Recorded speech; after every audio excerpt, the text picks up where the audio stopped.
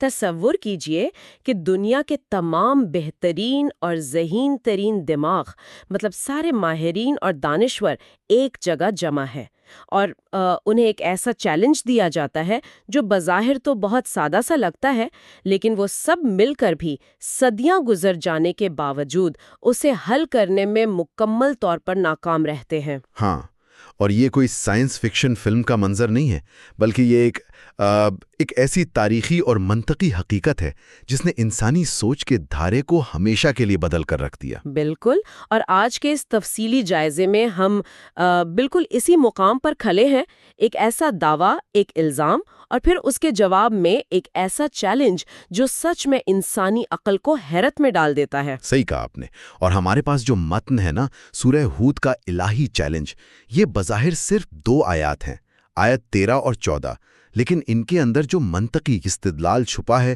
وہ واقعی کمال کا ہے۔ تو اس گفتگو کا مقصد صرف ان آیات کا ترجمہ پڑھنا نہیں ہے نا؟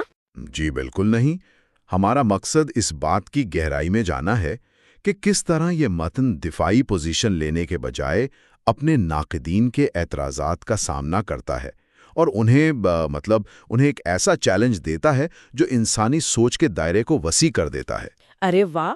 تو پھر آئیے اس سب کو تفصیل سے سمجھتے ہیں۔ گفتگو کی ابتدا ایک بہت ہی بنیادی اور سنگین الزام سے ہوتی ہے جس کا ذکر متن کے بالکل شروع میں کیا گیا ہے۔ جی، متن سیدھا مدے پر آتا ہے، مطلب بغیر کسی لمبی چوڑی تمہید کے۔ الفاظ ہیں کہ کیا وہ کہتے ہیں کہ اس نے اسے خود گھڑ لیا ہے۔ یہ کوئی معمولی تنقید نہیں ہے، یہ براہ راست کلام کے ماخذ پر ایک بہت بڑا حملہ ہے کہ یہ انسان کا اپنا بنایا ہوا ہے۔ اچھا، یہ بالکل ایسا ہی ہے جیسے کوئی کسی ماہر شیف کی بہترین ڈش کھا کر کہے کہ یار یہ تو تم نے کہیں سے چرائی ہوئی عام سی ترکیب بنائی ہے۔ ارے زبردست، یہ مثال بالکل فٹ بیٹھتی ہے یہاں، ہے نا؟ اور وہ شیف وہ غصہ کرنے کے بجائے مسکرا کر کہے کہ ٹھیک ہے، اگر یہ اتنی ہی عام اور گھڑی ہوئی چیز ہے تو تم ایسی 10 ڈشز خود بنا کر دکھا دو۔ بالکل، اور یہاں جو بات سب سے زیادہ حیران کن ہے وہ یہ ہے کہ چیلنج کی نوعیت کیا ہے۔ مطلب متن یہ نہیں کہتا کہ کوئی سچی اور الہی کتاب آسمان سے لا کر دکھاؤ۔ ہاں، وہ تو انسان کے بس میں ہی نہیں ہے۔ بالکل، چیلنج یہ ہے کہ تم بھی اسی طرح کی 10 گھڑی ہوئی یا خود ساختہ صورتیں لے آؤ۔ یہ ناقدین کو ان کے اپنے ہی دعوے کے میدان میں شکست دینے کا ایک لاجواب طریقہ ہے۔ لیکن یہاں بات واقعی دلچسپ ہو جاتی ہے۔ میرا مطلب ہے، عام طور پر جب دنیا میں کوئی بھی چیلنج دیا جاتا ہے تو اس میں کچھ سخت پابندیاں لگائی جاتی ہیں نا؟ جیسے کہ اکیلے کام کرنا ہے، کسی کی مدد نہیں لینی۔ جی بالکل، لیکن یہ متن تو یہ تو بالکل کھلی چھوٹ دے رہا ہے۔ جی، یہی تو اس چیلنج کی خوبصورتی ہے۔ متن کہتا ہے کہ اللہ کے سوا جس کو چاہو، جس قدر استطاعت رکھتے ہو، اپنی مدد کے لیے بلا لو۔ اس سطح کی خود اعتمادی کو ظاہر کرتی ہے۔ یہ پوری انسانیت کی اجتماعی ذہانت کو چیلنج کر رہا ہے۔ اچھا، لیکن ایک بات بتائیں، اگر مقصد صرف یہ ثابت کرنا تھا کہ ناقدین غلط ہیں تو ایک جملہ یا ایک صورت لانے کا چیلنج بھی تو دیا جا سکتا تھا۔ یہ 10 کا ہنسا کہاں سے آ گیا؟ یہ ایک بہت ہی گہرا اور تکنیکی نقطہ ہے۔ دیکھیں، 10 کا ہنسا محض اتفاقی نہیں ہے۔ اگر صرف ایک جملہ لانے کا کہا جاتا تو کوئی بھی یہ دعویٰ کر سکتا تھا کہ اس نے اتفاقاً یا تکے سے کوئی ایک ملتی جلتی چیز بنا لی ہے۔ ہاں، ادب میں تو ایسا اکثر ہو جاتا ہے کہ کوئی ایک سطر بہت کمال کی بن جائے۔ بالکل، لیکن 10 صورتوں کا مطلب ہے ایک باقاعدہ، منظم اور تسلسل کے ساتھ کی گئی کاوش۔ یہ مطالبہ اس بات کی ضمانت مانگ رہا ہے کہ اگر تم میں واقعی یہ صلاحیت ہے تو اسے ایک تسلسل کے ساتھ ثابت کرو۔ ارے واہ!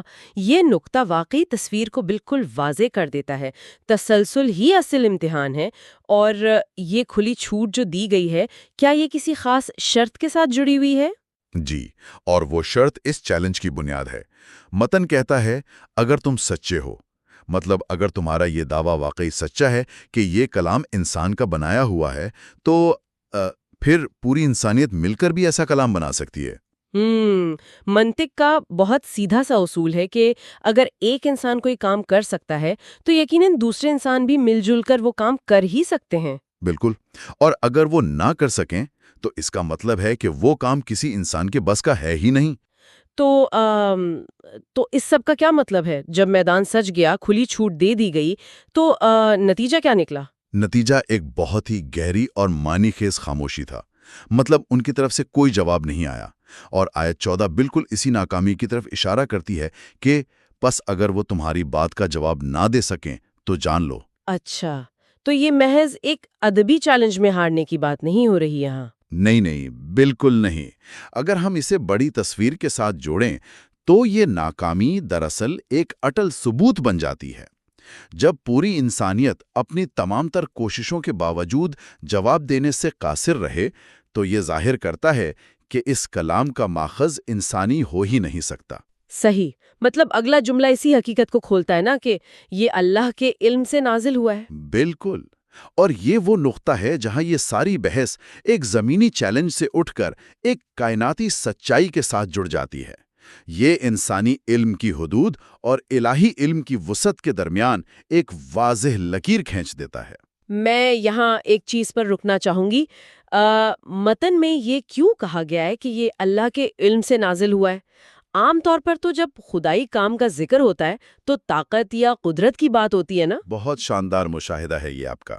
دیکھیں، لفظ علم کا استعمال یہاں بہت خاص ہے۔ انسانی علم ہمیشہ ارتقائی ہوتا ہے، مطلب ہم غلطیاں کرتے ہیں اور سیکھتے ہیں۔ ہاں، ہمارے نظریات وقت کے ساتھ پرانے ہو جاتے ہیں اور انہیں بدلنا پڑتا ہے۔ بالکل، لیکن اللہ کا علم کامل ہے، مطلق ہے۔ جب یہ کلام پیش کیا گیا تو یہ کوئی ڈرافٹ یا کچا خاکہ نہیں تھا جسے بعد میں ایڈٹ کرنا پڑے۔ یہ اپنی پہلی ہی شکل میں اتنا کامل تھا کہ انسانیت کا کل علم مل کر بھی اس کا مقابلہ نہیں کر سکا۔ ارے واہ! تو جب یہ ثابت ہو گیا کہ یہ اللہ کے علم سے ہے تو یہ متن پھر کس طرف جاتا ہے؟ اس کا اگلا پڑاؤ کیا ہے؟ تو یہ ایک اہم سوال کھڑا کرتا ہے۔ جب علم کامل ہونے کی حقیقت ثابت ہو گئی تو اس کا سب سے منطقی نتیجہ کیا نکلتا ہے؟ متن بتاتا ہے کہ اور یہ کہ اس کے سوا کوئی معبود نہیں۔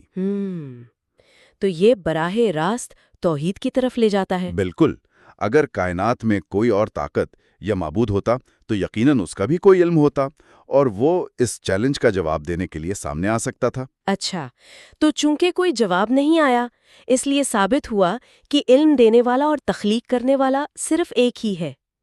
یہ ربط تو بظاہر سادہ لگتا ہے لیکن اس کی گہرائی واقعی کمال کی ہے۔ جی، اور یہ بتاتا ہے کہ ایک خدا پر ایمان کوئی اندھے یقین کا مطالبہ نہیں ہے۔ یہ کڑی منطقی جانچ، مشاہدے اور عقلی دلائل کا حتمی نتیجہ ہے۔ اور اس تمام شاندار عقلی بحث کا اختتام جس انداز میں ہوتا ہے نا، وہ مجھے بہت متاثر کن لگا۔ مطلب متن کا اختتام کسی زبردستی کے حکم پر نہیں ہوتا۔ جی ہاں، کوئی ڈنڈا نہیں چلایا گیا کہ اب تمہیں مجبوراً ماننا ہی پڑے گا۔ بالکل، بلکہ یہ ایک انتہائی گہرے اور نرم سوال پر ختم ہوتا ہے کہ تو کیا اب تم فرمانبردار بنتے ہو؟ یہ دلائل مکمل ہونے کے بعد گیند واپس سننے والے کے کورٹ میں ڈالنے والی بات ہے۔ صحیح کہا۔ یہ دراصل انسانی آزادی رائے اور عقل کے احترام کی ایک بہت بڑی مثال ہے۔ سچائی کو منوانے کے لیے زبردستی کی ضرورت نہیں ہوتی، وہ صرف عقل کے سامنے اپنے دلائل رکھتی ہے اور پھر فیصلہ انسان پر چھوڑ دیتی ہے۔ تو اگر ہم اس پورے جائزے کو سمیٹیں تو یہ ایک شاندار منطقی سفر تھا۔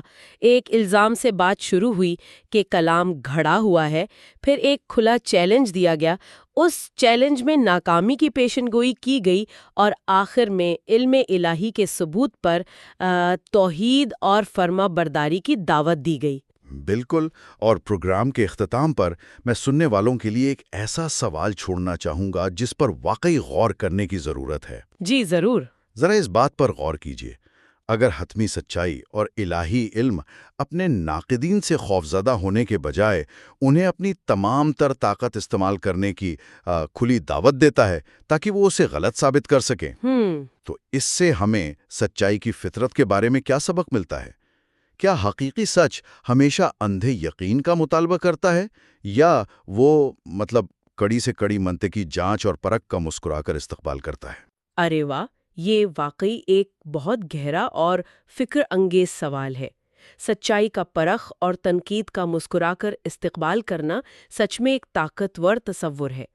امید ہے کہ آج کے اس تفصیلی جائزے نے ان آیات کو ایک بالکل نئے منطقی اور وسیع تناظر میں سمجھنے کا موقع فراہم کیا ہوگا۔ اب اس موضوع پر سوچنے کا عمل جاری رہنا چاہیے۔ آج کے لیے اتنا ہی، سب کا بہت شکریہ۔ ملاقات ہوگی اگلے تفصیلی جائزے میں۔ خدا حافظ۔